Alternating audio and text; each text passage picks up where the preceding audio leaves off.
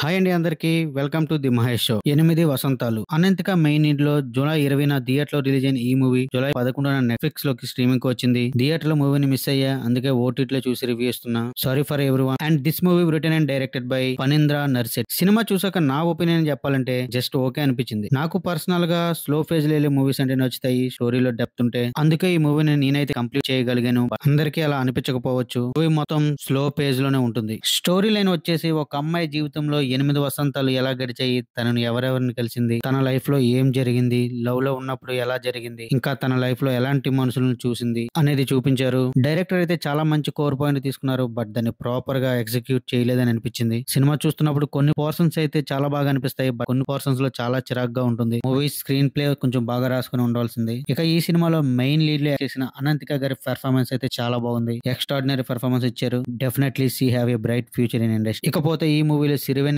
గారికి ఇచ్చిన ట్రిబ్యూట్ ఖచ్చితంగా అందరికీ నచ్చుతుంది. అందరి మనసుల్ని కదిలిస్తుంది. ప్రేమికుల మధ్య వచ్చే emotions and some feel good scenes and dialogue చాలా బాగా ఎంగేజ్ చేస్తాయి. ఇంకా హీరోయిన్ గా నటించిన అనంతిక పెర్ఫార్మెన్స్ మూవీకి మేజర్ ప్లస్ పాయింట్. ఇక సెకండ్ హాఫ్ లో అయితే ఫస్ట్ హాఫ్ కి మించి ఉంది తన పెర్ఫార్మెన్స్. అంత బాగా యాక్ట్ చేసింది. మూవీ క్లైమాక్స్ అయితే చాలా బాగుంటుంది, కానీ మిగతా మూవీ మొత్తం స్లోగా రెగ్యులర్ ఫార్మాట్ లోనే ఉంటుంది. మెయిన్ పాయింట్ లో మేటర్ ఉన్నప్పటికీ ఆ పాయింట్ కి తగ్గట్టు స్క్రీన్ ప్లే రాసుకోవడంలో డైరెక్టర్ ఫెయిల్ అయ్యాడని చెప్పాలి. అండ్ హీరోయిన్ల మధ్య ఉండే లవ్ ట్రాక్ ని ఇంకా బలంగా బిల్డ్ చేసుంటే బాగుంది అనిపించింది. ముఖ్యంగా డైరెక్టర్ ఇలాంటి ఎమోషనల్ కాన్సెప్ట్ తీసుకున్నప్పుడు ఆ కాన్సెప్ట్ కి తగ్గట్టే ఎమోషన్స్ కూడా చాలా బలంగా ఉండాలి. అలాగే బలమైన పాత్రలతో స్క్రీన్ ప్లే నడపాలి. కానీ డైరెక్టర్ కేవలం డైలాగ్స్ కోసం మాత్రమే సీన్స్ రాసుకున్నట్టు అనిపించింది. ఇది గైస్ రివ్యూ. సినిమా చాలా బాగుందని చెప్పను, అలాగని మరీ బాలేదని కాదు. జస్ట్ ఓకే, ఒకసారి చూడొచ్చు. నెట్ఫ్లిక్స్ లో స్ట్రీమింగ్ అవుతుంది, మీకు వీలైనప్పుడు చూసేయండి.